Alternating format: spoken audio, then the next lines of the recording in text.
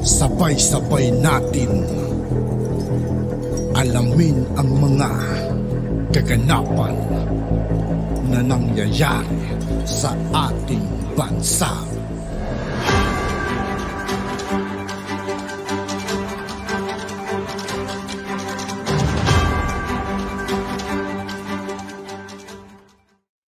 Yo, what's up mga kaibigan? This is I2K po again. Ngayon nandito naman tayo sa channel ni Banat Camartes TV. Dito naman ulit tayo magbibigay ng komento at reaksyon. Kaya samahan nyo ako guys.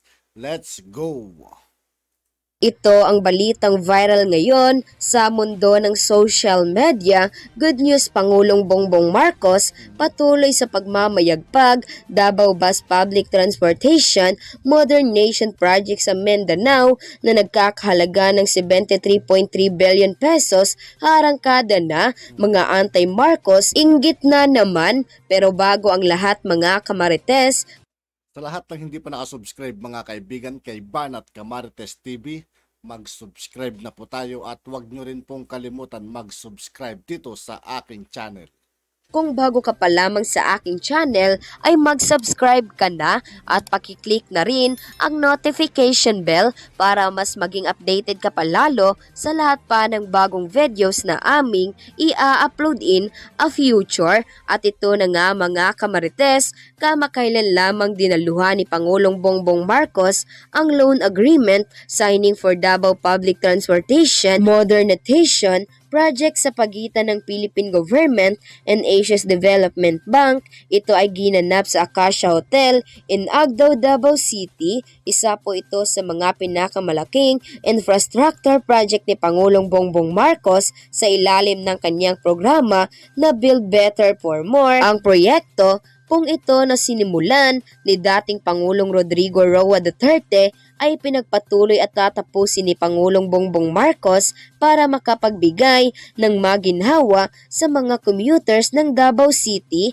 dahil mayroon itong 1,001 bus at 400 electric bus na makakatulong sa kapaligiran. Target nitong matapos sa taong 2025 ang Davao Bus Project o Davao Public Transportation Modernization na project ng Pangulo ay napakaganda dahil magiging organisado at moderno na ang kanilang transportation system katulad ng bansang Singapore. Ang proyektong ito ng Administrasyong Marcos ay maglalayo ng mas mapababa ang mga singilang pamasahe at mas magbibigay ng mas maraming trabaho sa mga Pilipino at mas mapapabilis pa ang pag-a-accelerate ng ekonomiya ng Davao City. Samantala, nang lumabas ang balitang ito ay di naman mapigilan ng marami sa ating mga kababayan ang magbigay ng kanilang hinaing at komento sa mundo ng social media. At ayon pa sa kanila, ayon kay Nestor, Ma'am Vice President Inday Sara,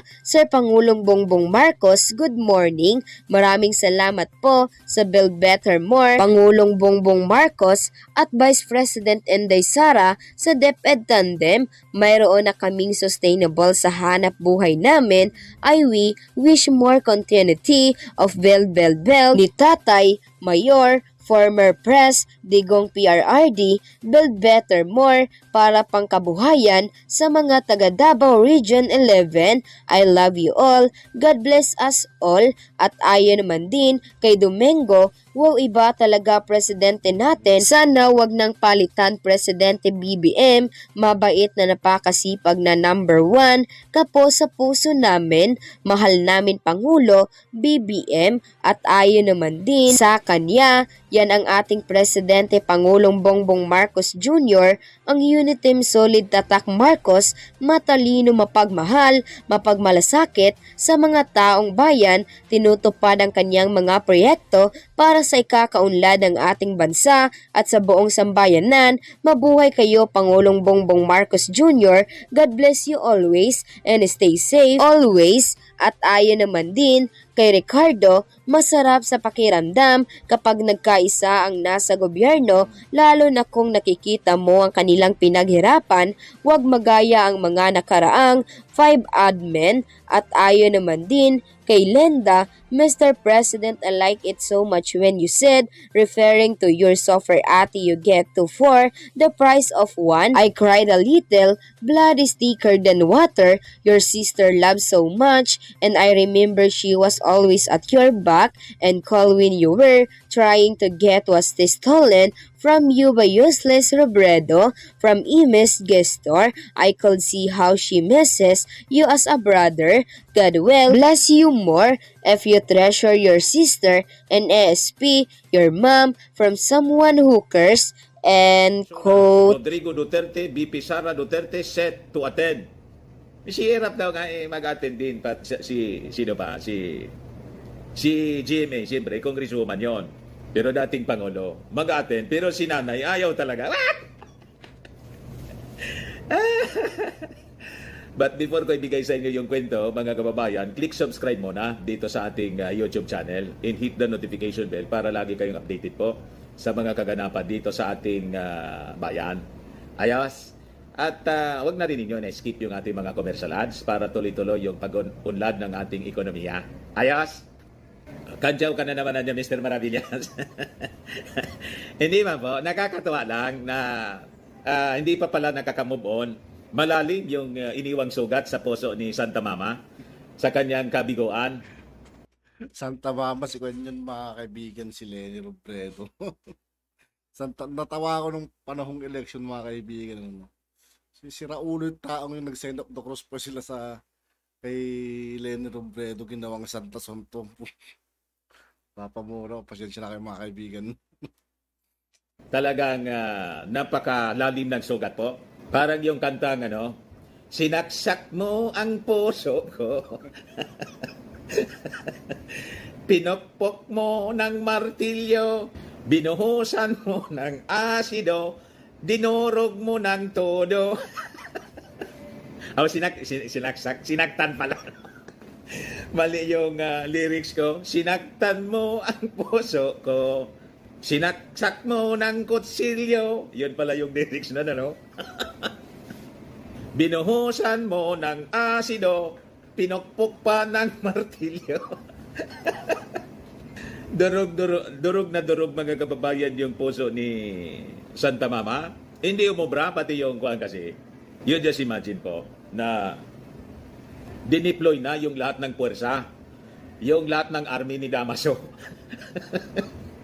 Tinawag na yung lahat ng santo sa simbahan po. Ginawang campaign venue po, yung mismong mga katedral, at walang tigil yung Orimos.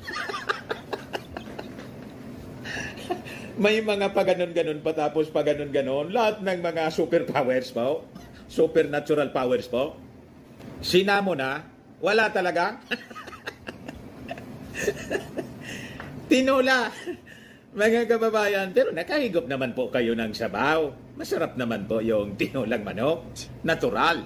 Ito yung balita po. Former President Rodrigo Duterte and his daughter, Vice President Sara Duterte, have confirmed their attendance at President Ferdinand Marcos Jr.'s Second State of the Nation Address, or SONA. Leni Robredo, the former Vice President, however, declined the invitation, according to House of Representatives Secretary General Reginald Velasco, who announced Wednesday that the event would draw over 2,000 attendees. In an interview, sabi rito sa balita, Velasco said their guest list is nearly finalized, adding that the House is ready to hold the SONA even if it takes place this day. Kahit niya ngayon na yung SONA, ready na kami. Ayos na yung security preparations po. Tumikover na yung PSG po doon. So sabi niya, we are ready. Kahit nga yung SONA gawing bukas, ready na kami. Almost all the guest list is complete. Of course, may mga pahabol kasi, and we are prepared for that, yung mga pahabol, yung mga dagdag. So, ina-accommodate naman namin lahat kasi we're prepared for these contingencies already. Sabi po ni Velasco. So, sabi niya, we have reserved a function room for yung mga guests, lalo na yung mga seniors, na yung may mga medical conditions, may mga function room daw silang naka-ready para sa kanila. So sabi niya, the House official also gave an update on VIPs that would attend the SONA, saying that former President Duterte has confirmed his attendance. At yun na nga mga kamarites. At yun nga po mga kaibigan, dito po nagtatapos ang ating reaction video. Muli, ako po si I2K ng Sundal ng Tunggalo at 811. Maraming salamat sa patuloy na pagsuporta. Yeah, peace out.